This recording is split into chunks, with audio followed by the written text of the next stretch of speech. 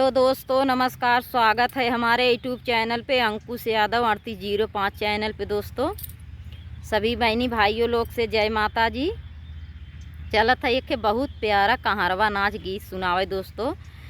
तो देखा बेटी के लड़के बच्चा ना होथन तो कैसे माई से नाचो गीत हो सोहरों में हो कुछ। तो कैसे माई से बेटी कहत है आप लोग सुनत जइए। अगर अच्छा लागी तो प्यार दुलार देत जइए, कमेंट कर दइए दोस्तों। कि संगमई का सखिया लड़कोर भैनी अम्मा हो, लड़कोर भैनी अम्मा हो। काहे सुनी गोदिया हमार हमारी अम्मा हो, काहे सुनी गोदिया हमार हमरे अम्मा हो। कि संगमई का सखिया लड़कोर भैनी अम्मा हो, लड़कोर भैनी अम्मा हो। काहे सुनी गोदिया हमार हमारी अम्मा हो, काहे सुनी गोदिया हमार हमरे अम्मा हो। कि कावाने जाना माँ कई बिगड़वा कैली अम्मा हो, बिगड़वा कैली अम्मा हो। कि नाही भरल गोदिया हमार हमरे अम्मा हो, नाही भरल गोदिया हमार हमरे अम्मा हो। कि सासू बोलई बोलिया ना, सासू बोलई बोलिया ससुरु देहल गारी हो, ससुरु दिहल गारी हो। कि नदी हमारी बझनी कही बोलावई हमारी अम्मा हो, नदी हमारी बझनी कही बोलावई हमारी अम्मा हो।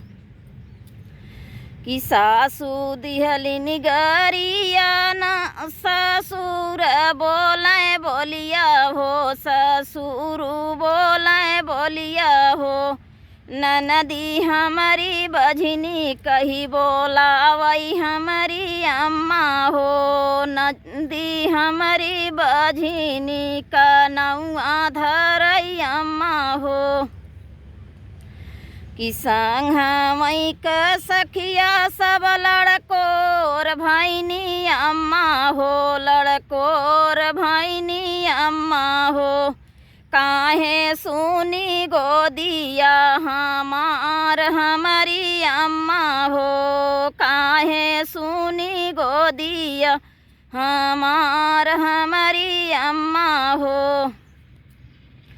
कि संगमई का सखिया सब लड़कोर भैनी अम्मा हो, लड़कोर भैनी अम्मा हो। काहे सुनी गोदिया हमार हमरे अम्मा हो, काहे सुनी गोदिया हमार हमरे अम्मा हो। कावन जनमा कई बिगड़वा कैली अम्मा हो, बिगड़वा कैली अम्मा हो। कि कावन जनमा कई बिगड़वा कैली अम्मा हो, बिगड़वा कैली अम्मा हो। कि नाही भरल गोदिया हमार हमारी अम्मा हो, नाही भरल गोदिया हमार हमरे अम्मा हो। कि जेठ हम बोलई बोलिया नाना दगरी, जेठ बोलई बोलिया जेठनिया गरिया वही हो, जेठनिया गरिया वही हो। कि जेठ बोलई बोलिया जेठनिया गरिया वही हो, जेठनिया गरिया वही हो। पियवा हमारा घर घर से निकालई हमारी अम्मा हो, सैया हमारा घर से निकालई हमारी अम्मा हो। कि जेठनी हमारी देलय गरिया जेठवा बोलय बोलिया हो, अरे जेठवा बोलय बोलिया हो। कि सैया हमारा घर से निकालई हमारी अम्मा हो, सैया हमारा घर से निकालई हमारी अम्मा हो। कि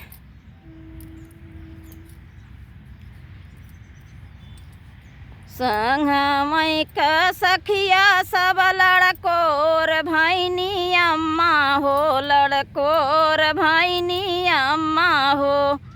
काहे नाही भरल गोदिया मोर हमारी अम्मा हो, काहे सुनी गोदिया हमार हमारी अम्मा हो, काहे सुनी गोदिया हमार हमारी अम्मा हो।